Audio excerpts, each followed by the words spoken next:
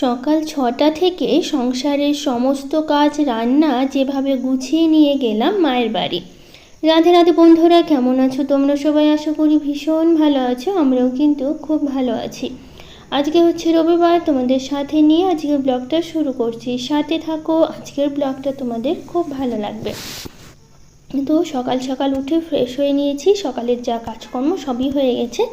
তারপরে একবারে খেয়ে দিয়ে তোমাদের সাথে ব্লগটা শুরু করলাম। সকালবেলা কলা, রুটি আর কিছু ড্রাই ফ্রুটস খেলাম। ওগুলো খেয়ে তারপরে আমি সব সবজি কেটে নিয়েছি। আজকে ডাল করব, শাক করব, আলু পটলের তরকারি করব। তো সব কিছু একেবারে রেডি করে নিয়েছি। তো যাই হোক, এদিকে আমি ডালটা বসিয়ে দিয়েছি আর ভাতের জলটা তো বসিয়ে দিয়েছি, গরম হয়ে গেছে। এখন আমি চালটা দিয়ে দিয়েছি, দিচ্ছি। চালটা ধুয়ে নিলাম আর আমি সবজিগুলো সব কেটে একবারে রান্না বসালাম আজকে। তো তাড়াতাড়ি হয়ে যাবে রান্নাগুলো, সেই কারণে। আর ছুটির দিন আছে অবশ্য, তারপরেও আমি সকাল সকালই করলাম। আর সেরকম কিছু টিফিন করা হয়নি, ওই রুটি কলাও সবাই খেয়েছে।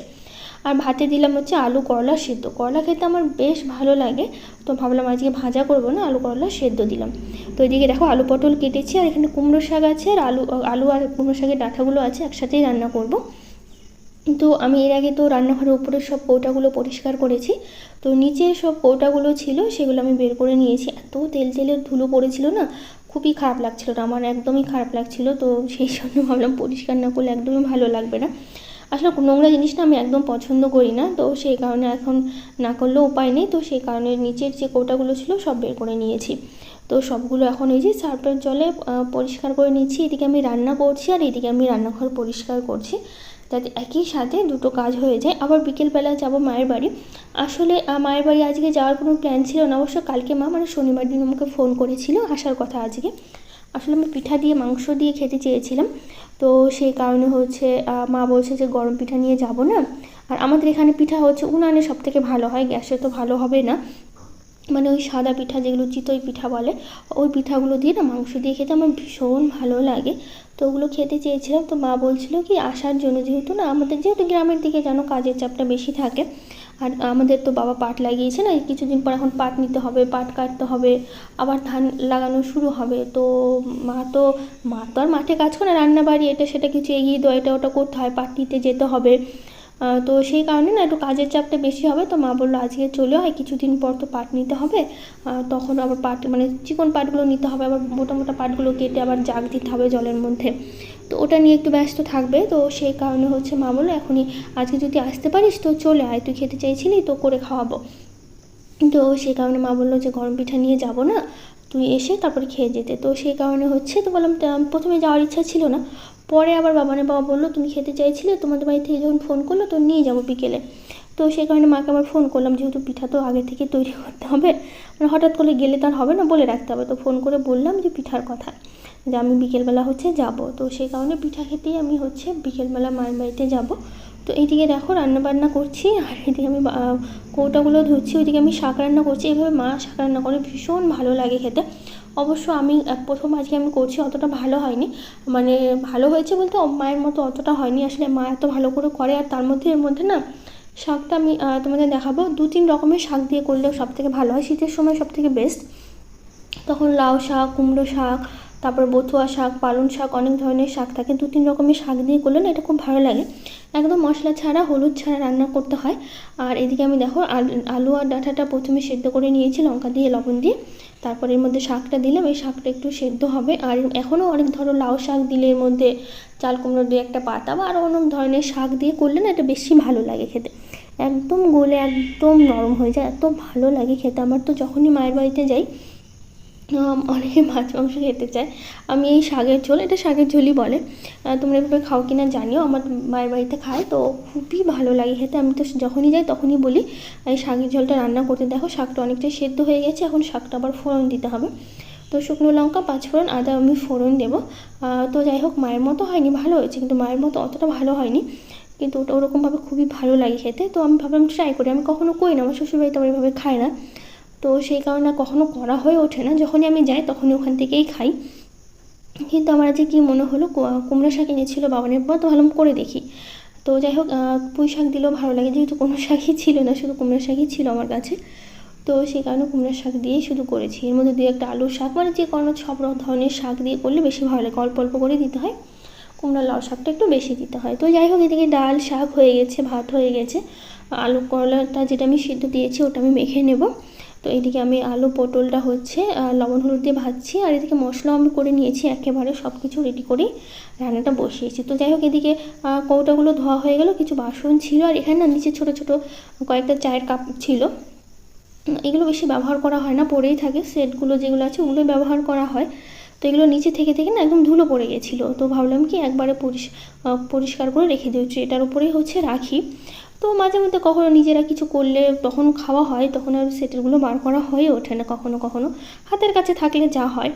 তো সেই কারণে এগুলো একদম ধুলো পড়ে গেছিলো। আমরা তো এমনিতে চা খাই না, তবু মাঝে মধ্যে কখনো ইচ্ছা হলে তখনই প্রয়োজন পড়ে। তো যাই হোক, এইদিকে সব কিছু ধুয়ে রেখেছি, পরে আমি নিচটা গুছিয়ে নেব, মুছে সবটা পরিষ্কার করে নেব। আর এদিকে দেখো, আমি মশলা দিয়ে ভালো করে কষিয়ে নিয়েছি আলু পটলটা। এর মধ্যে আমি দিয়ে দেবো এখন হচ্ছে জল। জল দিয়ে একটু সেদ্ধ হোক, ততক্ষণ ওইদিকে আমি বাকি কাজকর্মগুলো সেরে ফেলি। তো এই দিকটা আমার বসিয়ে দিই। তো চলো, এখনও বিছানাটা গোছানো হয়নি, কারণ বাবান অনেকটা দেরি করে উঠেছে, আর সকালবেলা উঠে বাকি কাজগুলো করেছি, বিছানাটা গোছাতে পারিনি, বাবান শুয়েছিল দেখে অনেকটা বেলা করে। তো ওইদিকে আমি রান্নাটা বসিয়ে দিয়ে ভাবলাম ততক্ষণে তাহলে এদিকে ঘরটা গুছিয়ে নিই, কারণ ঘরটা গোছানোর সময় হয়নি। ঘর বাড়িগুলো ঝাড়ঝাটা দিয়েছি, বাকি ঘরগুলো গুছিয়েছি, শুধুমাত্র আমাদের ঘরটাই হচ্ছে বাকি ছিল। আর এখানে দুই একটা জামা কাপড় আছে, জামা কাপড়গুলোও গুছিয়ে নেব। আসলে একটা দুটো পরে থাকে তো ওগুলো না গোছালে ভালো লাগে না, তো সেই কারণে হচ্ছে ওই একটা দুটো জামা কাপড় সবসময় গুছিয়ে নিতে হয়। এদিকে মোটামুটি কাজকর্মগুলো অনেকটাই হয়ে এসছে, তো ওইদিকে জামা কাপড় গুছিয়ে নিলাম। আর এইদিকে আমার দেখো একদম রান্নাটা হয়ে গেছে, আলু পটলের তরকারিটা এখন শুধু নামিয়ে নেবো, আর ভাত বেড়ে আমি হচ্ছে খেয়ে নেব। আর এদিকে দেখো ভাতটা আমি নিয়ে নিয়েছি, ডাল, আলু পটলের তরকারি, শাক, আর আলু করলা হচ্ছে সিদ্ধ মেখে নিয়েছি। তারপরে হচ্ছে বাবানের বাবা এনেছিল হচ্ছে ডাল এনেছে, এখানে 4 রকমের ডাল আছে, মুগ ডাল আছে, মুসুর ডাল আছে, ছোটো মটর ডাল, কলাইয়ের ডাল, আর এটা আছে হচ্ছে মনে পড়ছে না নামটা, আমার প্লাস্টিকের মধ্যে কালো কালো, ওটা মনে পড়ছে না ডালটার নাম। তো এই রকমের ডাল এনেছে, একটু বেশি বেশি এনেছে, এতগুলো করে তার কৌটা তো ধরবে না, তো যতটুকু ধরলো ততটুকু আমি ঢেলে নিলাম।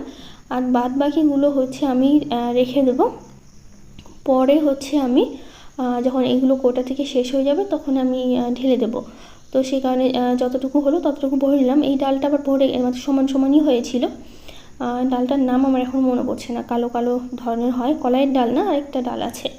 তো যাই হোক, এদিকে মুগ ডালটা ঢেলে নিয়েছি, এখন ছোটো মটর ডালটা ঢেলে নেবো। সবটাই এটা বোধহয় হচ্ছে 2 কিলো করে বা 1.5 কিলো করে হবে হয়তো ওজন, ডাল আমি ঠিক আইডিয়া করতে পারছি না ডালগুলোর ওজন। তো এই দিকটা আমি হচ্ছে 1.5 কিলো হবে, হয়তো 1.5 কিলো কি 2 কিলো করে হবে। তো এটার মধ্যে আমি সব রেখে দিলাম, পরে প্রয়োজনে তখন আমি এখান থেকেই নিয়ে নেব। তো এইদিকে আমার সবটা গোছানো হয়েছে, এটা আমি বিকেলবেলার টাইমটা করছিলাম বাড়িতে যাওয়ার আগে আগে। তো যাই হোক, তারপরে আমি বাড়িতে ছিল কাঁচা আম ছিল, তো মানে একটু হলুদ হলুদ হয়েছে কিন্তু একদম টক টক কাঁচা ছিল, এটা কিন্তু ফজলি আম।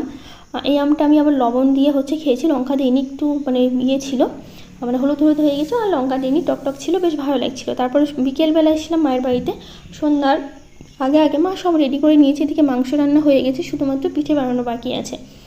তো মা এদিকে পিঠে বানাচ্ছে, আর বিকেলবেলা থেকে না হঠাৎ আমরা বেরোবো তখনই বৃষ্টি শুরু হলো। তারপরে বৃষ্টি কিছুক্ষণ থামলো, তারপরে হচ্ছে আমরা হচ্ছে বেরোলাম। তো দেখো এদিকে হচ্ছে মা পিঠে বানাচ্ছে, ভাত তরকারি সব হয়ে গেছে, শুধুমাত্র পিঠে বানানোটাই বাকি আছে। তো আমরা এসে দেখি রান্নাবাড়ি সব হয়ে গেছে, তাড়াতাড়ি করে করেছে। তো কারণ লাইনের তো গ্রামের দিকে লাইনটা একটু বেশি যায়, অবশ্যই এখনও লাইন ছিল না, ওই চার্জার লাইটগুলোই জ্বালানো হয়েছিল, কারণ একটু বৃষ্টি পড়লে না প্রচণ্ড লাইন যায়। তো ওই যে আজকে একটু ঝিরিঝিরি বৃষ্টি পড়ছে, মেঘলা মেঘলা করে আছে, তো সেই জন্য সন্ধ্যা, এটা রাত্রেবেলা বানাচ্ছিল, সন্ধ্যার পরপর অনেক, মানে সন্ধ্যার মধ্যে রান্নাবাড়ি হয়ে গেছিলো। আমার এসে দেখি সব হয়ে গেছে, শুধু ভাতটা বাকি ছিল, মা ভাতটা করলো। তো এখন হচ্ছে রাত্রেবেলা খাওয়ার আগে, যেহেতু পিঠাটা গরম গরম খেতেই ভালো লাগবে, তো সেই কারণে হচ্ছে এইদিকে সব পিঠাগুলো হচ্ছে বানাচ্ছে। তো আমরা সবাই মিলে একসাথে বসেছি খেতে। এই যে দেখো পিঠেগুলো উঠিয়ে উঠিয়ে দিয়েছি, এইদিকে আমি বাটিতে নিয়ে নিয়েছি মাংস দিয়ে এই পিঠেগুলো খেতে ভীষণ ভালো লাগে। তোমাদের ভালো লাগে কিনা বা তোমরা খাও কিনা অবশ্যই জানিও, আমার তো খুব ভালো লাগে। এদিকে আমি খেতে বসেছি, বাবা বসেছে, বাবানও বসেছে, মানে মা গরম গরম বানিয়ে দিচ্ছে, আর আমরা সবাই মিলে বসে বসে হচ্ছে খাচ্ছি। তো যাই হোক, কেমন লাগলো আজকের ভিডিওটা।